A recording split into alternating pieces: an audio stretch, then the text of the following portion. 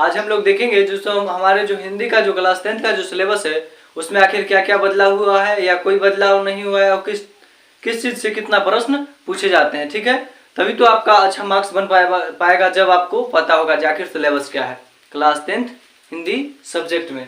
ठीक है, देखिए क्लास 10th हिंदी जो सब्जेक्ट है इसमें आप सभी को पता है जो बोर्ड के द्वारा 2 गुना क्वेश्चन दिया जाता है। कितने गुना? 2 गुना क्वेश्चन दिया जाता है। और 2 गुना क्वेश्चन जो दिया जाता है उसमें आपका जो ऑब्जेक्टिव रहेगा 2 गुना रहेगा 100 ऑब्जेक्टिव, जिसमें से 50 बनाना रहेगा, आपको 50 मार्क्स मिल जाएगा। तो ये 50 ऑब्जेक्टिव आते कहाँ से हैं?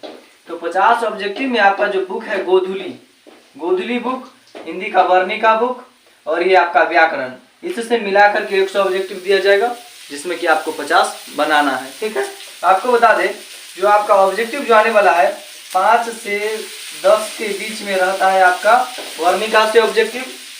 आपका व्याकरण हो गया, व्याकरण से आपको वहां पर ऑब्जेक्टिव लगभग 40 के आसपास देखने को मिलेंगे। 40 से 50 के आसपास आपको इससे ऑब्जेक्टिव मिल जाएगा, बाकी सब गोधुली से 40 से 50 उसमें देखने को मिलेगा। ठीक है, 40 से 50 उसमें, 40 से 50 उसमें, दोनों में लगभग बराबर पूछा जाता है। बस 5 से 10 क्वेश्चन आपके वर्णिका से रहेंगे। ये हो गया आपका ऑब्जेक्टिव का। उसी ढंग से हम सब्जेक्टिव में देखते हैं। ऑब्जेक्टिव में तो इस ढंग का है जो इससे बस फिक्स है, बुक का कहानी सुन लिए, वर्णिका का कहानी सुन लिए और व्याकरण समझ लिए। व्याकरण में किस किस टॉपिक से क्वेश्चन आते हैं? तो व्याकरण में सबसे ज्यादा पूछे जाने वाला टॉपिक है आपका समास, संधि विच्छेद,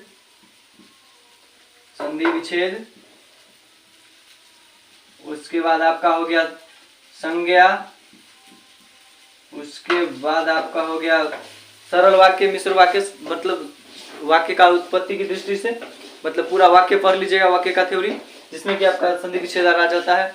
उसका जब ये हो जाएगा तो आपका हो जाएगा उपसर्ग, प्रत्यय, उसके बाद लिंग, ठीक है, मुहावरे, उसके बाद लौकिकतियां, उसके बाद पर्यायवाची, उसके बाद विलोम। अगर आप इतना कवर कर लेते हैं तो आपका समास लगभग कवर हो गया।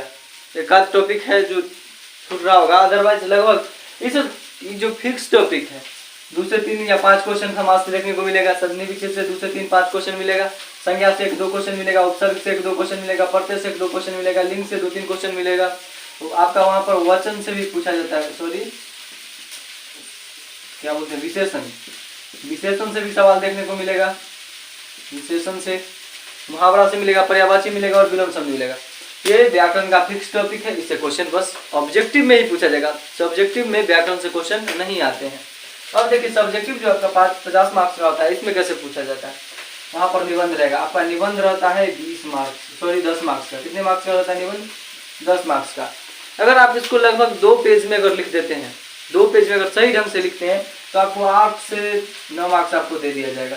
8 से 9 मार्क्स वहां पर जरूर दे दिया जाएगा। ठीक है, इसमें निबंध में। उसके बाद गद्यांश, ये गद्यांश आपका 20 नंबर का होता है। कितने नंबर का? 20 नंबर का, जिसमें कि आपको बस पढ़ लेना है और उसके अकॉर्डिंग आंसर खोज के उसी में से देना है। मान लीजिए किसी चीज का स्टोरी दे देगा या आपके बुक में जो पढ़ते हैं गोधुली या वर्णिका, उसी का कोई एक चैप्टर है, उसी को वहां पर छाप देगा और उसी से रिलेटेड क्वेश्चन निकाल करके नीचे में लिख देगा और उसका आपको जवाब लिखना होता है। उसको क्या बोलते हैं? गद्यांश, पैसेज। ठीक है, उसी में से आंसर खोज करके बताना है। ये 30 मार्क्स का हो गया, तो 20-10-30 मार्क्स आपका हो गया। उसके बाद आवेदन पत्र आपका 5 मार्क्स का होता है। इसमें लेटर भी हो सकता है और एप्लीकेशन भी हो सकता है, मतलब पत्र भी हो सकता है, मम्मी पापा बुआ भाई की शादी में जाना है या अपने टीचर के पास, दोनों रहता है, उसमें से किसी एक पर आपको लिखना होता है। तो ये आपका क्या हो गया? आवेदन पत्र। उसके बाद क्या है? लघु प्रश्न आपको वहाँ पर 10 मिलेगा। कितना मिलेगा? 10, जो कि एक क्वेश्चन 2 मार्क्स का रहेगा। इसमें से आपको बनाने होंगे 5, तो 5 दूनी के 10 मार्क्स आपको मिलने वाले हैं। और ये आपका 10 मार्क्स का हो गया। और उसके बाद दीर्घ प्रश्न आपका एक होता है, 2 प्रश्न मिलेगा, जिसमें कि आपको जब आप यहाँ पर पढ़ रहे होते हैं गोधुली बुक के लास्ट वाले टर्न में आप देखेंगे, उसमें क्या है? काव्य खंड में जैसे कि होता है कि शब्द का जो वहाँ पर कविता रहता है, कविता का अर्थ अपने अनुसार लिखना पड़ता है। ठीक है, तो एक अर्थ वाला से रहता है और एक क्वेश्चन आंसर वाले से रहता है। हमारे बुक में एक काव्य खंड होता है, एक गद्य खंड होता है। गद्य खंड और काव्य खंड होता है। तो तो आपको बता दें गद्यखंड से क्वेश्चन वहाँ पर दिखेगा और काव्यखंड से मिलेगा।